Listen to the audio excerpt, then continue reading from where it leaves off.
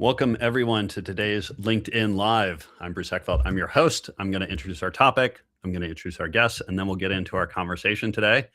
So today's topic, after the exit, identity, purpose, and the myth of balance. This is going to be a fun one. I think we've got some interesting guests here. I've got some interesting experience on this. And we're going to talk about all the challenges that come with exits beyond just the business side, what happens personally. And we've got a couple of exited founders here, and we're going to hear some of the stories and some of the things that they've done and haven't done, and hopefully some insights and nuggets that earlier stage founders can take away from all this. So let me introduce our guests. First up, I've got Anna Shode. She is founder and former CEO and fractional CFO who has lived the full arc of building, scaling, and exiting a business. She works with founders and founder-led businesses on the financial planning side, on the strategic decisions, helping them shape what comes next, including the personal transitions, and helping them really navigate that and be confident and go with purpose through that process. With all that, Anna, welcome to the program. Oh, I think you're on mute. Thank you. There we go. I'm muted. Welcome. Thank you, Bruce. It's nice to be here. Thank you. Great to have you on. Next up, I've got you. Veronica Sontsev. She is a co-founder and she's an advisor. She's built successful companies and is now exploring the whole what's coming next, helping support organizations through growth and strategic change. Excited for this conversation. Excited to have you on. Thanks, Veronica.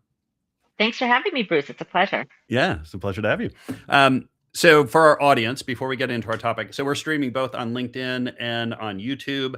If you are on LinkedIn and you want to leave a comment or a question, go ahead and put it on the page there. We'll see that. We'll weave it into the conversation.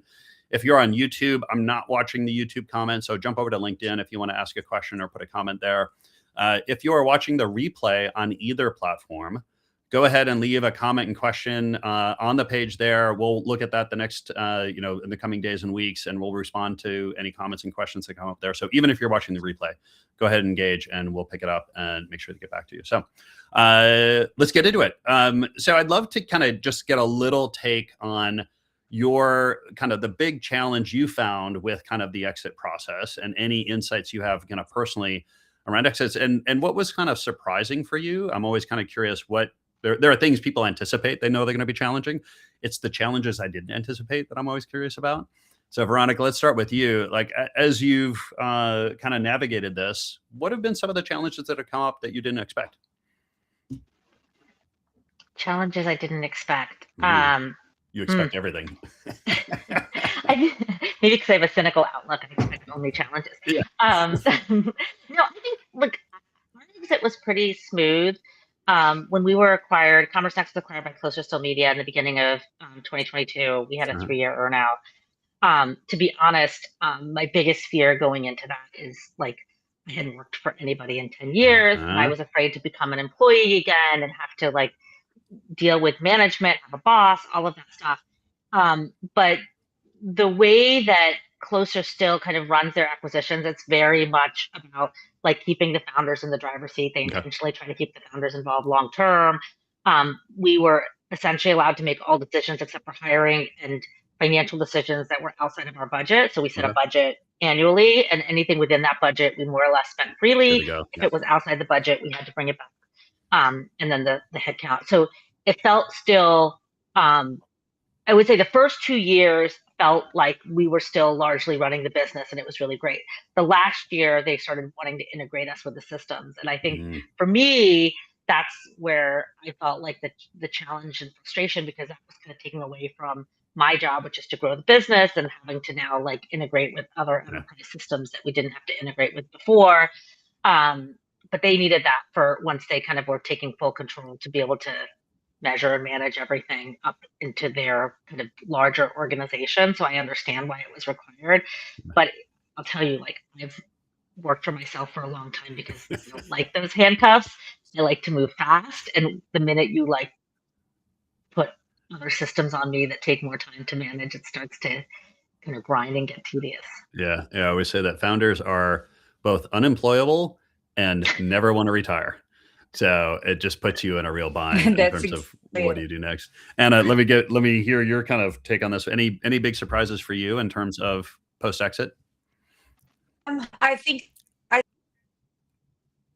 think I think it closed almost You're hold after on. the I'm gonna pause. Let me pause it because you're cutting in and out just enough that I can't quite okay. get the full thing. Let So me let me try let me do starting this, you again. guys. Keep going. I'm gonna go and log it from my phone. How about that? Yeah. Just to make Okay. sure. Okay, I'll be right back. I'll be right back. Sounds I'll good. be right Yeah. back. I Switch promise connections. you. Okay. Let's do that. Yep. We'll see. The fun part of Sorry. live. Sorry, the Veronica, fun part let of me dig life. into that. It's fine. Let me dig into the whole.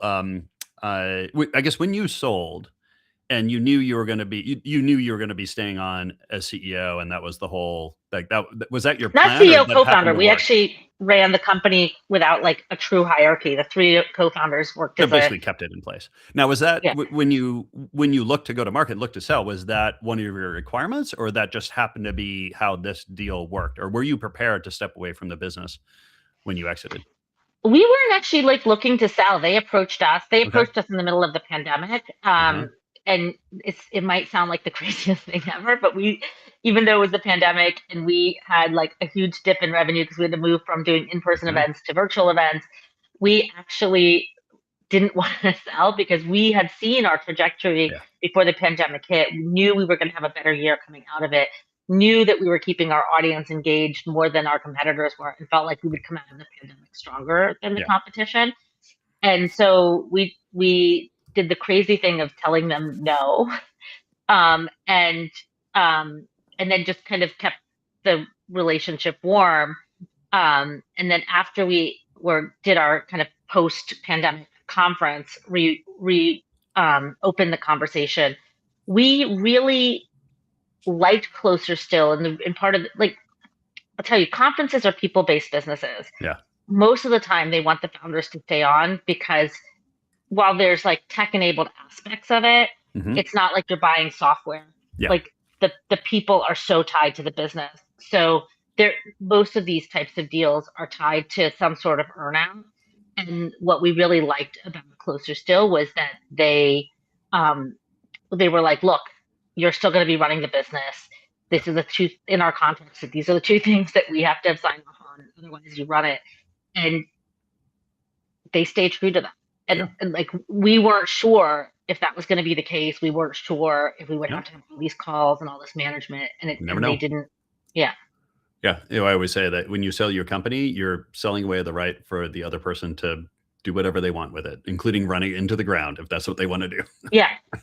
That's true. Although Yeah. because our earnout was tied to our profit, Uh-huh. and so our incentives were 100% aligned, right? Like Yeah. every extra dollar of profit we got out of the business, we get back in terms of our payout for the Yeah. business. So there was That's no smart. daylight between our goal. Like the goals were completely aligned. So they knew that, we knew that, we were working as hard as we could to get the numbers as strong as they could be. Smart. Welcome back, I'm Anna. back. Thank you. Now I can tell you about my drama, which Yeah. is Okay. very So what did you learn? What was the unanticipated challenge of That's all Perspective for right. you? That's all right. Can you hear Yeah. me okay? Yes, you're great. And Yeah. then for any founder right there, like that's how you roll. You have to Uh-huh. adapt to whatever comes up. Resilience. Yeah. So just in the last question. So for me, it took 9 months post what we thought the close date was going to be, but Uh-huh. of course, and then my earnout got completely messed up by COVID. So it was one of those things that you don't expect, and it did happen, but you just have to dance with it, just like I had to in 2 minutes ago. Uh-huh. Yeah, but other than that, in terms of the diligence process, I thought that was what I was expecting. I don't know how it was for Veronica, but for me, it was deep diligence, but I was prepared. I was ready for it. I think that's what a lot of founders don't expect, that the Yeah. level and the depth of the diligence is going to be that way. So yeah, and then of course, the next day when I did not stay on, it was not. I tried. I have to be honest. I tried to stay on for a month or two, and then it felt like someone had moved into my house and told me Uh-huh. how to rearrange the furniture, and I kept going like that table shouldn't go over there, and they're like that table's gonna go over there. The house is mine now, and I'm thinking, ooh, so it was a little difficult. So I ended up parting ways, which Yeah. was actually an amicable parting, but yeah. Yeah. Mhm. Yeah. I don't know what the actual data is. My kind of anecdotal data is I think half of earnouts don't complete. I mean, people Oh, that get into really? earnout situations. Yeah. I mean, I've talked to a lot of founders who end up leaving before the end of their earnout. And sometimes it's because the way the earnout's structured, right? It's clear at some point, it's like, well, I'm not going to get Yes. any more money, right? Like, Yes. there's no way we can hit these benchmarks. Or, kind of your situation, it's like I can't operate here anymore, right? It's the whole, My earnout wasn't tied to me staying though. That was the best part. well, So yeah. So that you, wouldn't yeah, so have you been had a an deferred issue. payment. Yeah. But Yeah. So but COVID messed it up. Yes. yep. Yeah, it's hard. I mean, Yeah. my general philosophy is I tell founders, be happy with the money you get at close because True. everything else is going to be gravy. And All of you our want to be able advisors to told walk us away. the same thing. Yeah. Yeah. You want to be able to walk away because if you're not happy, there's no point, right? And Right. hopefully you've got enough money out of the close that you don't need more money to be happy, right? And we can have a whole philosophical discussion around that. But you don't need the money to be happy, and happiness is key here. And oftentimes it's the opportunity cost, right? Like if you've got another business, if you've got something else you want to do, like if you're stuck in an earnout and you can't go pursue that, like that's real cost. And most founders, have a dozen different new businesses that they want to start.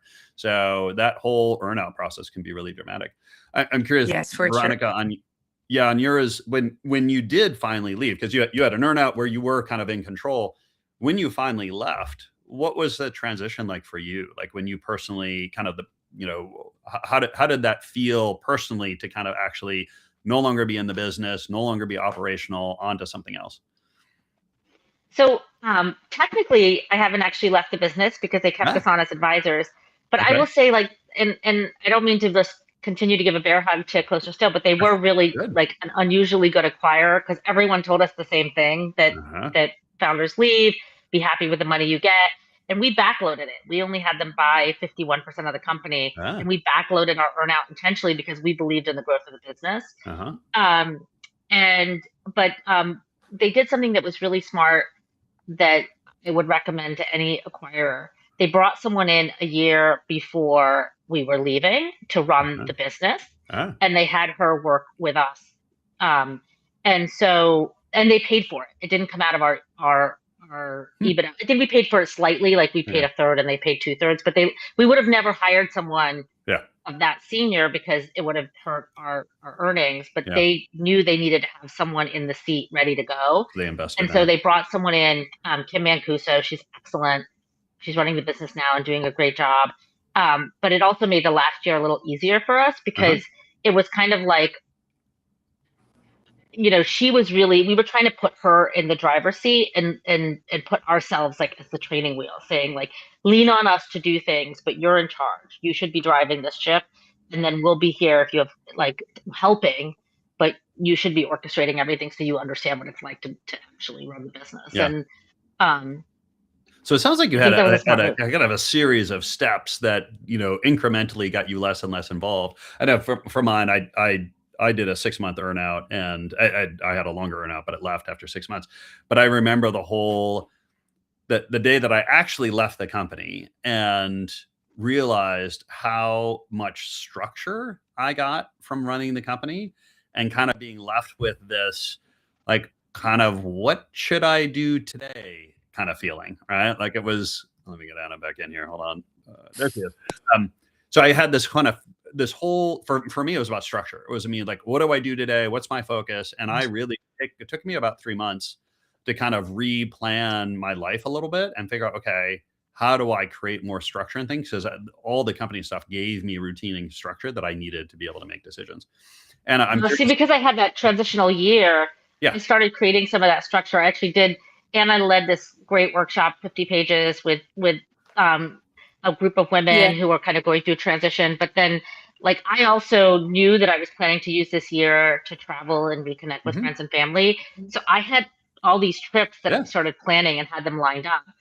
And, like my days like are very full. I don't like there's Uh-huh. never a day that I'm like, oh, what am I gonna do today? I'm like either planning a trip, I'm on a trip, Uh-huh. I am taking the time I have between trips to learn AI, like take classes, play with like make agents, and then I'm advising companies. So like Yeah. I don't feel like I don't have the crazy like go go go, but I because I knew this was coming, had Kim in place to like really focus on leading the business day to day. I could start planning these trips and come out with like I have a trip to Mexico, then I have a trip to Morocco, then I have a trip to Georgia and Armenia. So I'm just like going, going, Okay. going. Yeah. Yeah. And what was it like for you when you finally stepped out of the business operationally? What was it like? What were the challenges that came up for you? I think that the challenge that most founders have is that the identity, right? Who am I? How I Yeah. introduce myself to people. But as I mentioned earlier, like I stepped out of the business November 2019, and everybody knows what happened in March. So what happened Yeah. is I had that natural um, permission to figure it out what I wanted to do because everybody in the world was doing the same. Yeah. So we were like, everybody's trying to figure it out. So I took that year. I still took a few clients because as soon as I got out, a couple clients, because I used to Yeah. I was a consultant before. So a couple clients just asked me to step in and I did that. But I didn't do anything until I actually wanted to figure it out. But what would be the next step? But if you ask me, it's 5 years later now, and I'm still not, like what people always wanted to know what you're going to do next. I don't know if Yeah. it's like that with Veronica, but they're like, what's next Oh, for I hear that all you? the time. Yeah. Yeah, what's Yeah. next for you? And I'm thinking, what if next this is next, right? So Yeah. I think we all feel pressured to say something because everybody's expecting you to get that next thing out, right? Uh-huh. And I think that's part of what we were discussing, and part of the 50 pages that Veronica was in there. What if next is nothing that I need to say that it is or that I'm building? So Yeah. so that's so that's been an interesting journey for me lately in terms of like, do I even want to bring another business up Mhm. off the ground? Do I want to buy a business? There's all these different opportunities that you can do as a founder. Yeah. Yeah. I certainly Yeah. found that. Like I was kind of an accidental entrepreneur. I mean, I came out of architecture and then got into tech and kind Hmm. of the company kind of came at me sideways and it was fun and I loved it and I learned a lot, but I certainly didn't leave that company with like a ambition of starting another company right away. Hmm. And so it took me a little while to kind of sit with that and then figure out, okay, what does it mean? And as I got into coaching and I got into advising and like I realized that was I really liked that and I was good at it and I decided Yes. I would do it. And it probably took me 3 or 4 years before I was willing to call myself a coach and advisor. Yes. Because there's that whole identity switch and what does that mean? And for me, Uh I had to part of me went like I was thinking about going back to architecture, right? Like maybe I should go back huh. to architecture at this point. And I had to kind of figure out, okay, what's that really about? Is that a go forward move? Is that a go back move? So you end up in this whole kind of What? identity Yes. rethinking and then these external pressures of like people that expect certain things of you or pressures you put on yourself, expectations. Veronica, I'm kind of curious where you are with all this like, in terms of your identity at this point. How have you been navigating this, and what would you say your identity is now? It's funny because I didn't even know what to put on my lower thirds. Yeah. I was like, that's how much I was like, I don't know. Because I kind of Uh-huh. like on my LinkedIn it says retail and e-commerce advisor. I Uh-huh. was I was like, well, I co-founded this company. I'm still the co-founder. Yeah. I'm an advisor to the company. I was like, I'll just put that on. But um, yeah, it's I'm still trying to figure it out. I get that question all the time, like, what are you doing next? And I was like, I don't know. Yeah. This year I'm traveling and doing things that I want to do, and then I'll figure it out. Like, who Yeah. knows? Um, so it sounds like you had a pretty strong plan in terms of traveling and things like that. Like how was that pre-planned? Like did you have that kind of vision for what you were going to be doing early, or was that you kind of figured out once you had the time, you kind of, okay, but this is what I'm going to do, and that worked out for you? I will tell you. So I have been working since I was 15 years old. I Mhm. worked in high school. I worked in college. By the time like we were heading into our third year of the earnout, I was just burned out. I've been Yeah. burned out for a Yeah. long time, and I just know, like, when people look back at their life, they're not like, I wish I worked more. So That's right. I do feel a little bit of FOMO because this AI boom is happening and people are Uh-huh. launching all kinds of interesting companies, and I'm like slightly afraid that I'm like missing the boat on it. and that's why I'm playing around with the tools, taking classes, using agents to like help me plan my travel so I know what I'm doing. But at the same time, I realize that I may not have this opportunity ever again. And my parents are getting older. I have friends I haven't spent time with, and that I want to spend more time with. And I just really, I'm traveling with my parents both separately. I'm traveling with friends. I'm traveling with my partner, and Yeah. I don't, I have very, very like brief moments where I am going, am I doing the right thing? But most of the time, I'm like, this is what I should be doing this year. That's pretty good. I think if you're over like 80% of the time feeling good about it, I think you're probably winning for the most part. Anna, how about you? Like, where are you at with your identity on all this, and what do you feel is next? I mean, do you have any big plans? Are you on some kind of 10-year mission at this point? No, no 10-year mission. I was just going to mention, I was meeting with a fellow executive founder last week, and we were talking, and he said, I just want to find something I want to do so I can do that, have that feeling again. I don't know if Nice. anybody has felt that, right? So, and I think that internally, all of us have that desire to have that feeling that we had when we first got that company off the ground. But when you think about the logistics of what it was and what all the hours of sleep that it took away from you and all the You stress, can do it. can you hear me okay? Yeah, you cut out for Okay. just a little bit, but keep going. All the hours. Just living here, I don't want to tell you that, but I am struggling. But I think that, like you said, Bruce, it took you a while for you to admit and say, I'm a coach and an advisor. And have you guys read a book called From Strength to Strength from Arthur C. Brooks? Okay, so do you know how in the end he talks about this is the phase where that comes out and this is where we shine. So it's recognizing that I am in that phase of my life, right? That I'm in the phase where my advisor is actually going to be a lot more productive and useful and more impactful to the world than my trying to go and compete with a 30-year-old that's trying to get a company off the ground.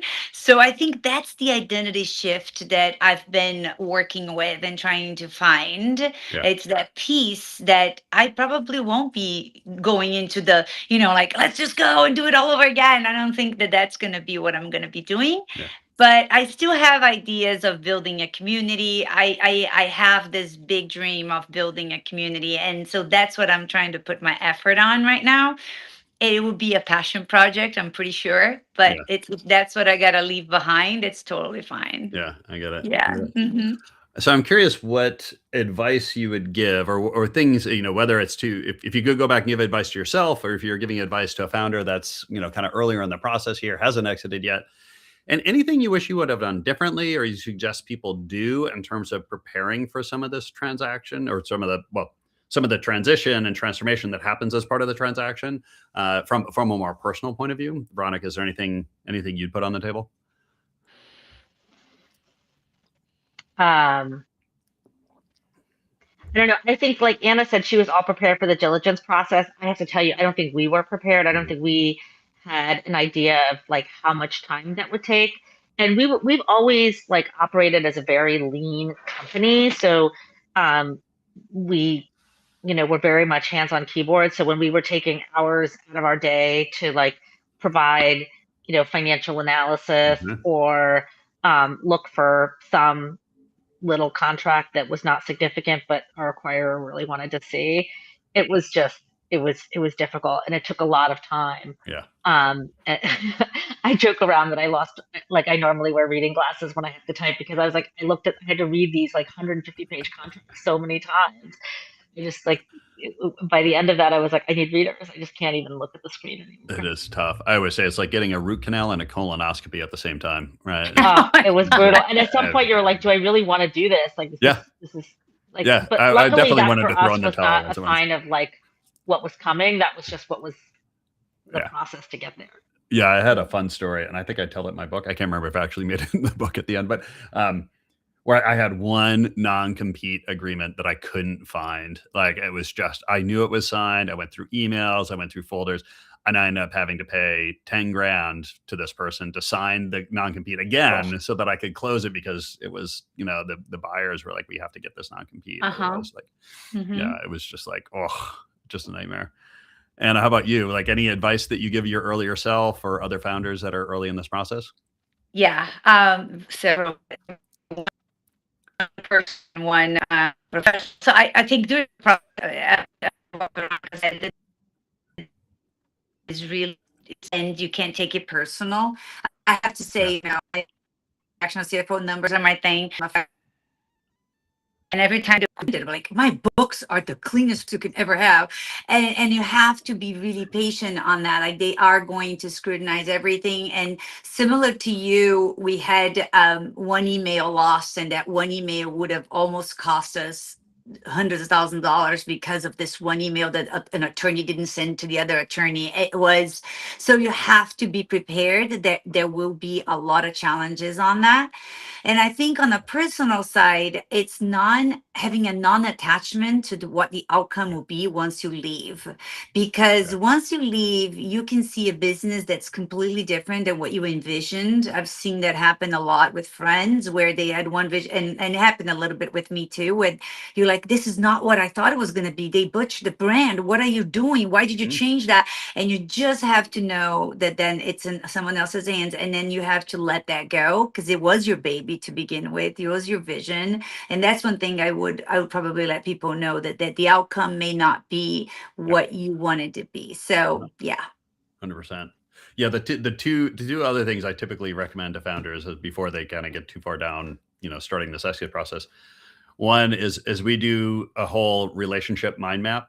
So I go through and we kind of map all the relationships they have, and 9 times out of 10, most of the relationships, if not all of them, are connected to the business. And so one thing I have them do is start developing relationships outside of the business, ideally outside even their industry, but certainly outside their business. I certainly found that a lot of founders I work with, like you sell, and all of a sudden your entire, because it changes your professional network, but you realize your professional network and your personal network are basically the same at that point. Very because it's true. your baby. Like, so is starting to develop a set of relationships and connections outside the business. The other one is email address. As I make them get like a Gmail address or something on the side and start using that for a lot of their stuff, because I've had a couple of cases where, people have sold, and if it's a hard sale and it's a walk away, they walk away, and all of a sudden they realize they don't have access to their email address anymore. And that's correct. their email, like everyone knows them too. They can't get a hold of anyone. So now we're going through LinkedIn and trying to like talk. It's like, oh my God. Yes. Getting connection, your network, your relationship network, and your means of connecting with people outside of the company, because that can be it can be pretty dramatic for some folks if it's so. It's even more dramatic when your business is people, because we were like an events-based, people-based business. So hosting a lot of dinners, hosting a lot of conferences, mini summits, and so very much like felt that very much. But I was already mentally preparing for that. I've always kept my Gmail. And one of the first things, like as the year was ending last year, even though I'm still an advisor, I was like making sure that I have like my database of contacts clean and all of that stuff, because that's like the asset that I've developed over the years. It's even something that in our contract, somebody that acquired, we specifically like negotiated keeping, because we're like, look, this relationship we had before this company even started, we came in with it. That's why the company was successful. We're not going to say that those relationships all belong to the company exclusively. Yeah. Pre-existing assets. Yeah. We're going to hit time here. If people want to get a hold of you, learn more about what you're doing, follow up with questions, be curious to get contact information. Anna, how do people get a hold of you? LinkedIn is usually the best way to do it. But if they Google me, they're going to find me at Sankalpa Leadership, which is my, in my fractional CFO practice. So that's easy to find me. So Excellent. Yeah, there you go. Love to connect. Perfect. And Veronica, what's the best way to get a hold of you? I'm in and out of LinkedIn, but my email is great. bsansev@gmail. So first initial, last name @gmail.com. Excellent. And if people want to get a hold of me, just bruce@eckfeldt.com, or eckfeldt.com is my URL, and then obviously LinkedIn. Thank you, Veronica. Thank you, Anna, for being part of this. This was great. Thank you to the audience for being here today. I appreciate everyone joining. Again, if you're watching the replay and you have questions or comments, throw it on the pages there. We'll follow up and comment there. So Veronica, Anna, thank you so much again. Thanks so much.